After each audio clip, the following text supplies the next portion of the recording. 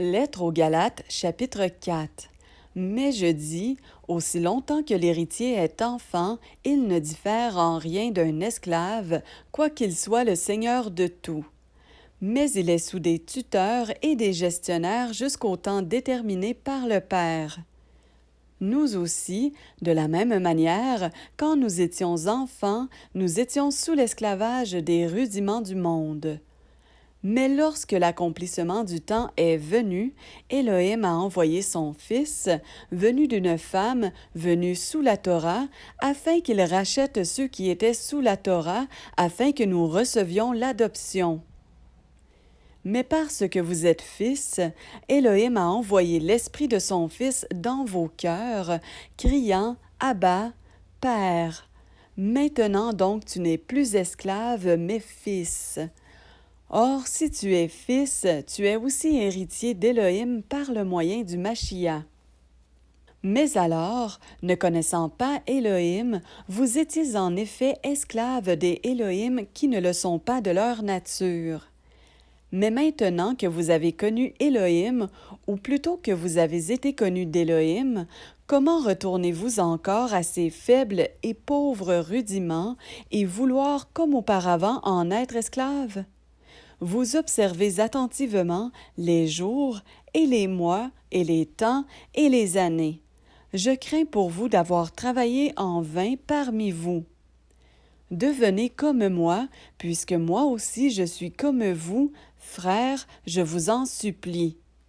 Vous ne m'avez fait aucun tort, mais vous savez que ce fut à cause d'une infirmité de la chair que je vous ai pour la première fois évangélisé.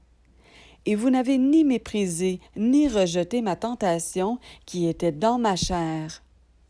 Mais vous m'avez reçu comme un ange d'Élohim, comme Machia Yehoshua. Quelle était donc votre déclaration de bénédiction? Car je vous rends témoignage que, si cela avait été possible, vous vous seriez arraché les yeux pour me les donner. Suis-je donc devenu votre ennemi en vous disant la vérité? Le zèle qu'ils ont pour vous n'est pas vrai, mais ils veulent nous empêcher de vous approcher afin que vous soyez zélés pour eux. Mais il est bon d'être toujours zélé pour ce qui est bon, et non pas seulement quand je suis présent parmi vous.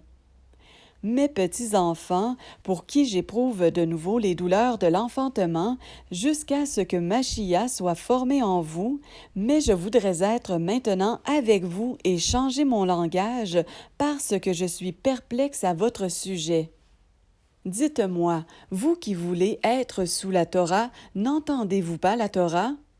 Car il est écrit qu'Abraham eut 2 fils, un de l'esclave et un de la femme libre. Mais celui de l'esclave fut engendré en effet selon la chair, et celui de la femme libre en vertu de la promesse. Ces choses sont allégoriques, car ce sont les 2 alliances. En effet, l'une du mont Sinaï, qui engendre pour l'esclavage, c'est Agar. Car Agar est la montagne de Sinaï en Arabie et correspondant à la Jérusalem d'à présent. Or, elle est esclave avec ses enfants. Mais la Jérusalem d'en haut est la femme libre, et c'est notre mère à nous tous.